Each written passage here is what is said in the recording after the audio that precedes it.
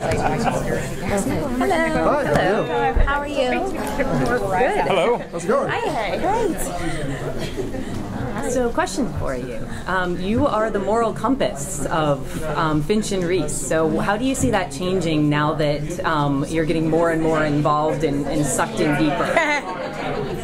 Well, she's still who she is, but she has a better understanding of who they are and what they're trying to do. And because she is for the moral good of all men, she kind of gets what they're doing. So she doesn't mind, as long as they don't step over the boundaries too much. Too much. She still has to babysit them now. She still has to babysit them and make sure they're not running amok all over the city. But I think she feels that deep down what they're doing is morally right. So I think that's why she's a little more on board now. I think you did a great job early on of trying to toe the line, really a moving target between what was right for that particular situation, and there were many times where you said, "Hey, I'm done," and it took Reese to pull you back into another situation. Can you talk about a little bit about how the characters have grown over the past few episodes, because they've really undergone a lot of changes? I mean, yours especially. Because you had to walk a fine line more than anybody else. And I think your character is like, one of the more interesting. I mean, you're all are interesting, but you've had to walk a very fine line. Yeah, I mean, Fusco's kind of an anti-hero, if you would. I think that, Finch and Reese, in the beginning, Fusco was very reluctant to embrace the idea of Reese, and then I think as it progressed, Reese allowed Fusco to kind of come back to this heroic image of himself that he had once had, and kind of brought him back to what he got involved in police work in the beginning. So it's been really kind of nice to see that kind of sense of duality in the character.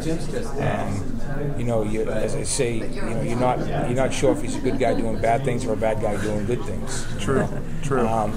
And so there's that undertone of potential danger at any time is always nice to play, and what I really enjoy is whether he's a good guy or a bad guy, they leave it up to the viewership, and the character's never really defined, and it's up for the viewer to determine whether or not they like him or whether they have dislike for him. So it's a pretty interesting character. Yeah, very interesting.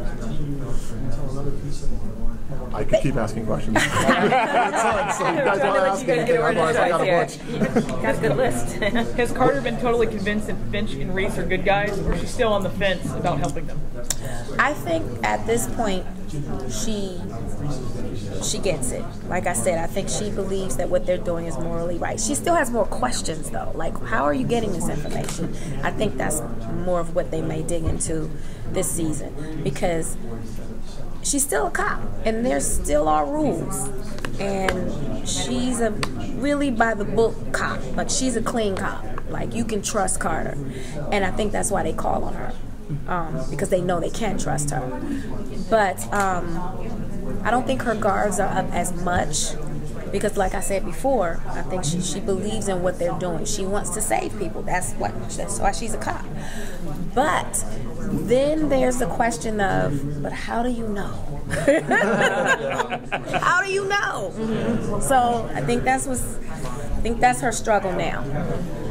You get to operate some heavy ordnance. I love in that. every episode. Yeah, what kind of training did you guys have to undergo or did you do anything? They train us as we go, because you never know what weapon they're going to put in your hands. I know. They put that big rifle in your hand one day. Every week is different. Every We had a Marine episode. Corps sergeant who was our tech advisor on the pilot, but from then on it's just been kind of trial and error. What's it like been shooting in New York City? I mean, having come from there, I know how crazy it is. Like, it is very, for me, it was very crazy. It was very guerrilla style. It's like, okay, they throw you in the street and they throw the cameras up. It's like, go. And it's like, but wait a minute, aren't you going to stop the crowd from coming? And they use all the people. So then you're walking down the street, and New Yorkers. I come from there. That's a planet in and of its own. And they get out of the way. And it's like, wait a minute, I'm showing the television show. I was like, what do you mean? Stop! I gotta go to work. Did you tell them to call? Exactly. I'm a New Yorker. I can attest to that. Yeah. Kinda Or you're like in the middle of the scene and they're like, Taraji P, Henson, we love you. And I'm like, shut up, I'm trying to go home. Yeah. So that part was like, I had to get used to that. Like that kind of threw me off of my rhythm a little bit, but I'm really used to it now. Reese and Fusco were having a conversation on Lexington Avenue. And it was a private conversation in a public place.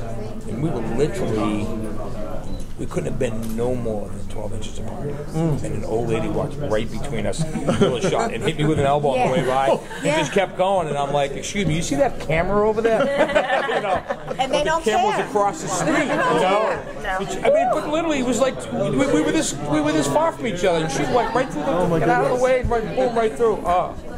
So funny. We need to make a movie about that. Yeah. You guys have put together a great product. We so look forward to seeing Yeah, two. thank So you. Great, thank you, Thank you so appreciate it, much. thank you. Thank you.